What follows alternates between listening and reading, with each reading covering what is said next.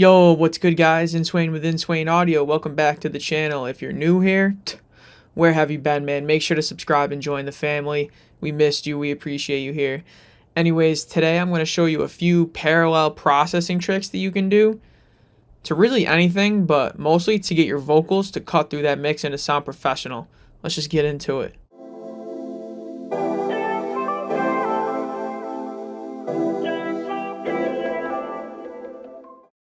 Alright, what is parallel processing?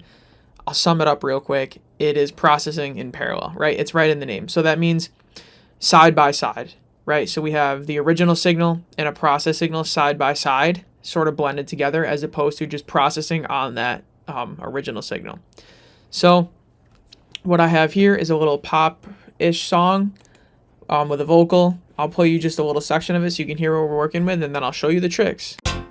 Back to school, socks in a corner after last night's pool, shoe beat sums and multiplication. Okay, it's not mixed yet. The drums, you can tell they're very unprocessed. Vocals not mixed, but I'm just gonna start with this and show you the four little tricks that I got here. I got 4 sends, bus 2, 3, 4, 5 set up over here. They're inactive right now. I'll turn them on one by one and show you what I'm doing and kind of break it down for you. So here on the first bus, we have parallel compression, which is probably the most common form of parallel processing that is done. My favorite parallel compressor is the Kive X Stressor from Plugin Alliance, but that's not to say that you can't use any compressor. I use most vocals. I'm doing multiple instances of parallel compression, usually 2. But I almost always use this as one of them, but I also like 76s, like 1176 emulations, like the Wave CLA 76 I like to use for parallel.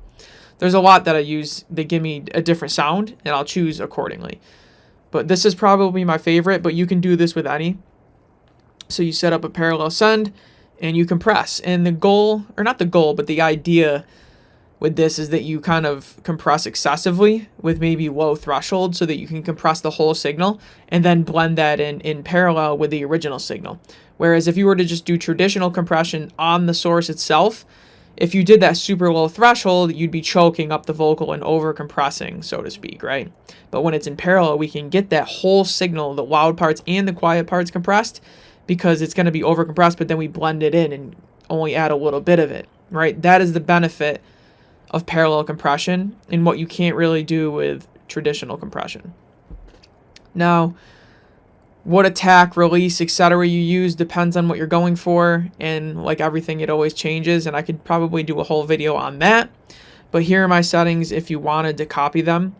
I made myself a parallel compression preset, but the main thing is, I got a pretty high ratio, and you can see and watch here how much compression we're getting.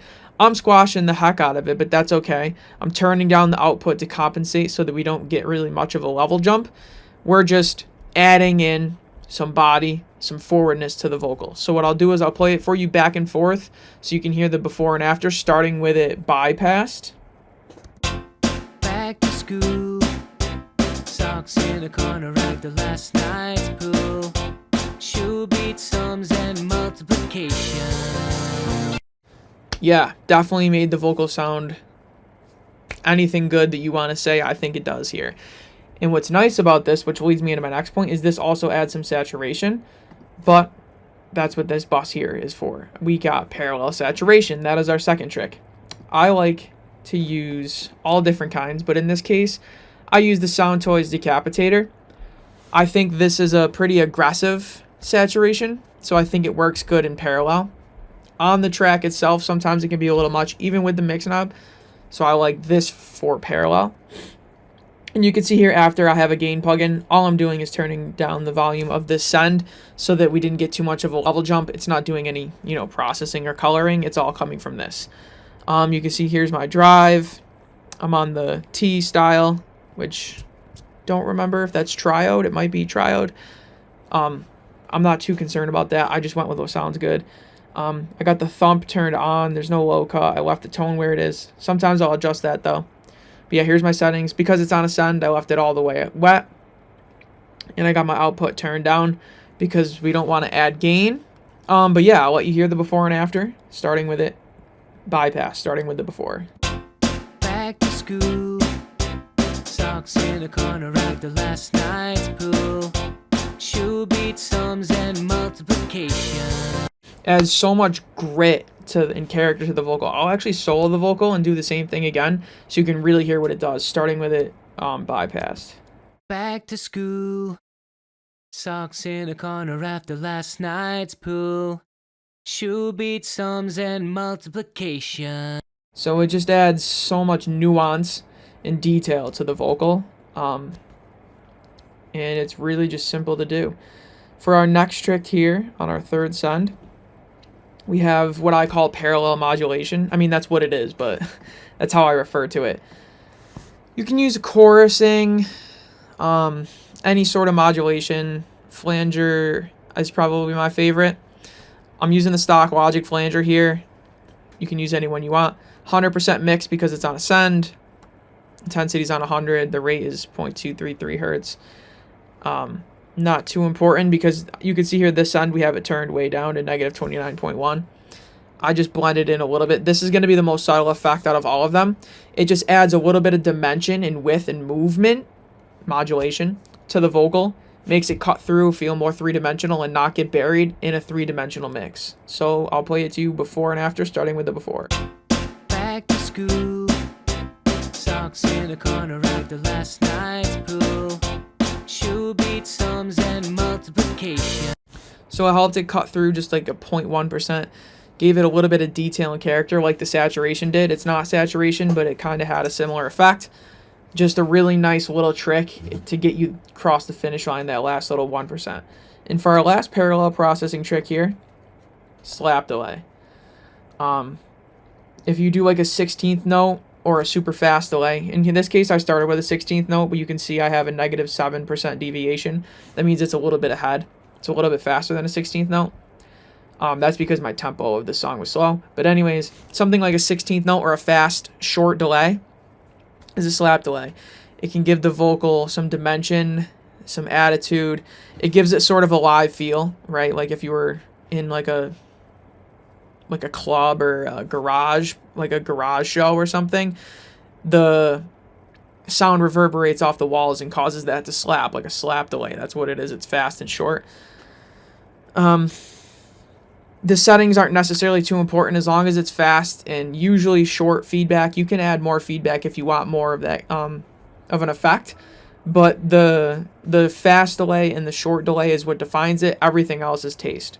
So here, me adding in a 25 spread is giving it some 30 dimension. It's spreading it out across the stereo field and adding more dimension to the vocal. My EQ here is to just remove the super lows and the super highs, upper mids. I didn't need them. I didn't want them to be distracting, especially because I added some width. But yeah, nothing too crazy here. I'll play it before and after, starting with it before. Back to school, socks in a corner after last night's pool. Shoe beat sums and multiplication. And I'll play it with it soloed so you can hear it a little bit better. Back to school, socks in a corner after last night's pool. Shoe beat sums and multiplication. That can be another thing to get you across the finish line, to give you that last 1%. And you can turn it up if you want more of an effect, like a rock sort of vocal. I'll show you with that. Back to school, socks in a corner after last night's pool. Shoe beat sums and multiplication. That can be a cool effect too, but it doesn't have the same effect as what I'm going for here to make your vocal forward. It's more of an effect.